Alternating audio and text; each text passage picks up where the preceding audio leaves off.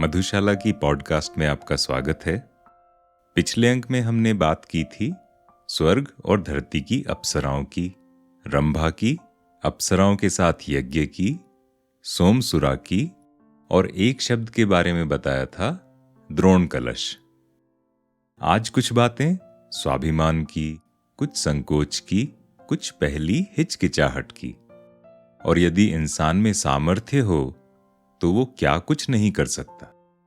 मैं हूं अरिसूदन और इस पॉडकास्ट में हम बात करते हैं श्री हरिवंश राय बच्चन की मधुशाला की, उसकी कविताओं के पीछे छिपे भावार्थ की, कुछ मधुशाला और बच्चन जी के जीवन से जुड़े किस्से कहानियों की।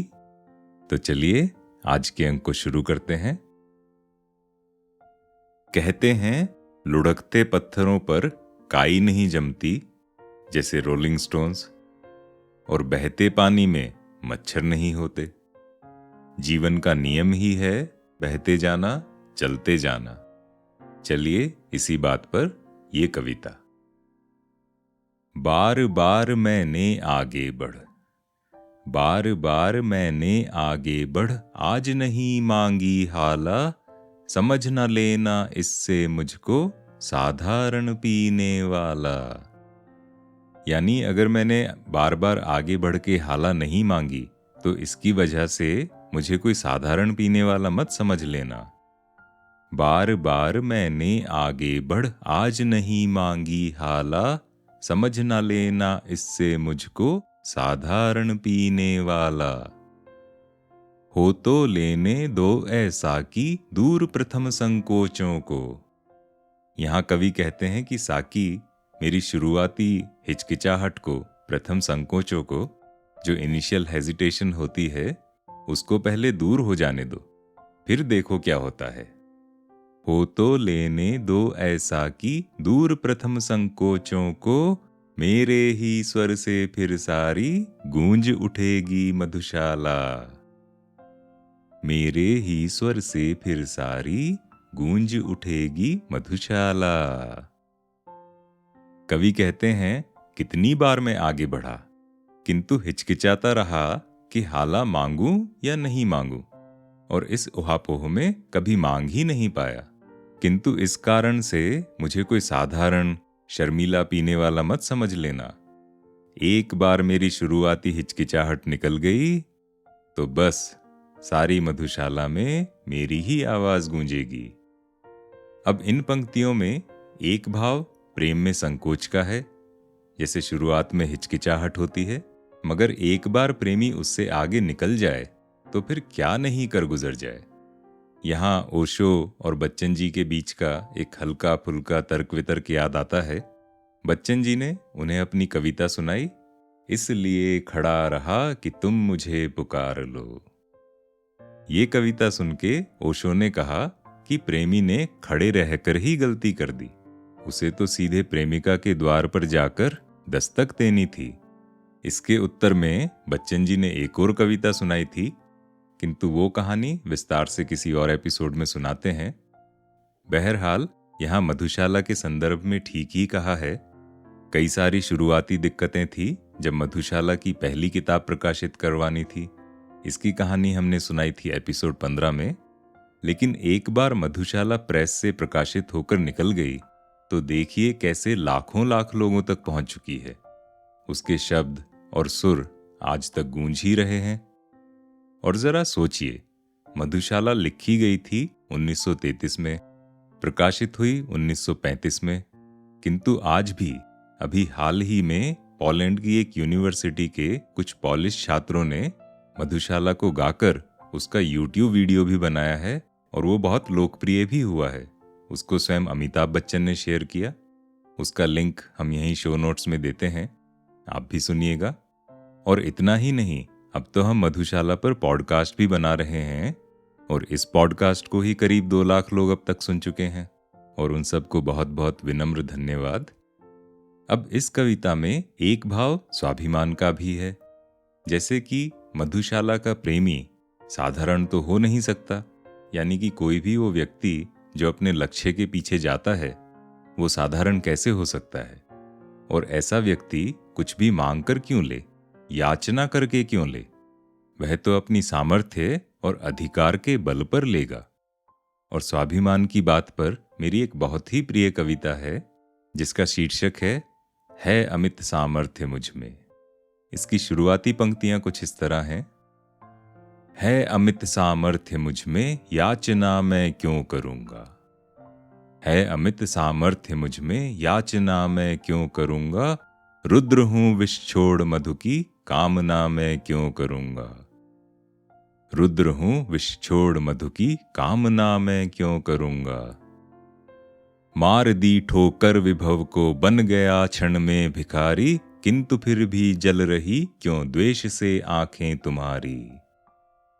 मार दी ठोकर विभव को, बन गया क्षण में भिखारी, किंतु फिर भी जल रही क्यों द्वेष से आंखें तुम्हारी। आज मानव के हृदय पर राज जब मैं कर रहा हूं, फिर क्षणिक साम्राज्य की भी कामना मैं क्यों करूंगा। आज मानव के हृदय पर राज जब मैं कर रहा हूं, फिर क्षणिक साम्राज्य की भी कामना मैं क्यों करूंगा। है अमित सामर्थ्य मुझ में, याचना मैं क्यों करूंगा। इस कविता को पूरा आप YouTube पर सुन सकते हैं। उसका लिंक भी मैं यहीं नोट्स में देता हूं। अब जब कवि शुरुआती संकोच और हिचकिचाहट से आगे बढ़ जाते हैं तो कहते हैं कि संकोच करके क्या पाया। जीवन की मधुशाला एक ही बार मिलनी है तो संकोच करके व्यर्थ क्यों किया जाए। यानी जो जी में आए, जिससे मन खुश हो, वो कर डालो। बकेट लिस्ट बना के मत रखो, वरना बकेट में क्या होगा, जंग लग जाएगा। और बकेट में जंग लग गया तो वो लिस्ट पानी की तरह ही बह जाएगी। इंग्लिश का एक बड़ा सुंदर गाना है ना, There's a hole in the bucket, dear Liza, dear Liza. There's a hole in the bucket, dear Liza, a hole. Well, fix it, dear Henry, dear Henry, dear Henry. Oh, fix it, dear Henry, dear Henry, fix it. इसे भी आप YouTube पर सुनिएगा। किंतु इसीलिए कहते हैं कि जो करने आए हो कर डालो, निसंकोच, निसंदेह, निडरता के साथ। अब संकोच के विषय में एक और बात है। अब से 10-20 वर्ष पहले तक इंट्रोवर्ट होने को एक कमजोरी समझा जाता था, किंतु पिछले कुछ वर्षों से इंट्रोवर्ट होना सम्मान की बात समझा जाने लगा है।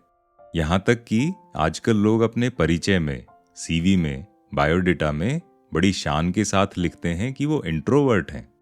इसीलिए कहते हैं कि आप जो हैं, जैसे हैं, अपनी शक्ति, अपने सामर्थ्य को पहचानें, उसके अनुसार कर्म करें और संसार में अपना एक अलग स्थान बनाएं। वैसे आप सोचकर बताइएगा कि इंट्रोवर्ट को हिंदी में क्या कहेंगे। तब तक अगली कविता सुन लेते हैं।